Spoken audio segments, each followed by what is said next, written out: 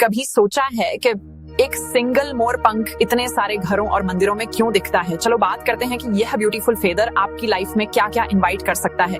PS, protection, prosperity astrology में मोर पंख को सभी 9 ग्रहों का रिप्रेजेंटेटिव कहा जाता है। और अगर आपने कृष्णा की इमेजेस देखी हैं तो आप जानते हैं उनका क्राउन उस ग्रेसफुल प्लूम के बिना इनकम्प्लीट लगता है।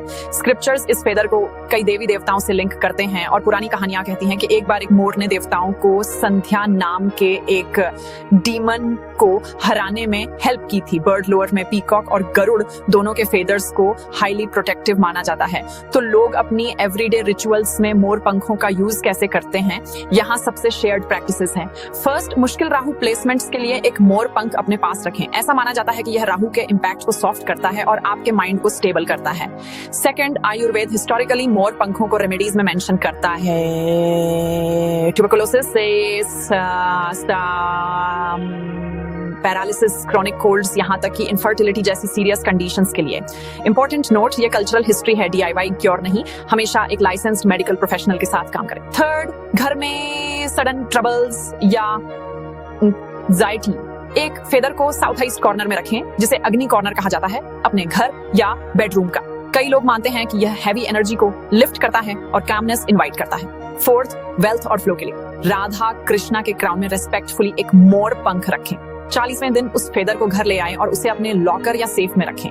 कहा जाता है यह रुके हुए काम अनब्लॉक करता है और अबेंडेंस अट्रैक्ट करता है। फिफ्थ, अगर आपके चार्ट में राहु केतु या काल सर्प पैटर्न दिखते हैं, मंडे नाइट को 7 फेदर्स अपने पिलो केस के अंदर रखें और बेडरूम की वेस्ट वॉल पर कम से कम 11 फेदर्स का फैन लटकाएं।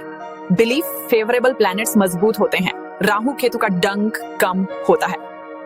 सिक्स्थ, बच्चा बहुत जिद्दी हो, डेली मोर पंख के फैन से जेंटली हवा दें या सीलिंग फैन के पेटल्स पर कुछ फेदर्स अटैच करें।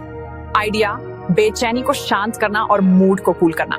सेवेंथ, न्यूबॉर्न्स के लिए हेडबोर्ड पास एक छोटे सिल्वर एमुलेट में सिंगल फेदर रखें, इसे डर और बुरी नजर से प्रोटेक्टिव माना जाता है।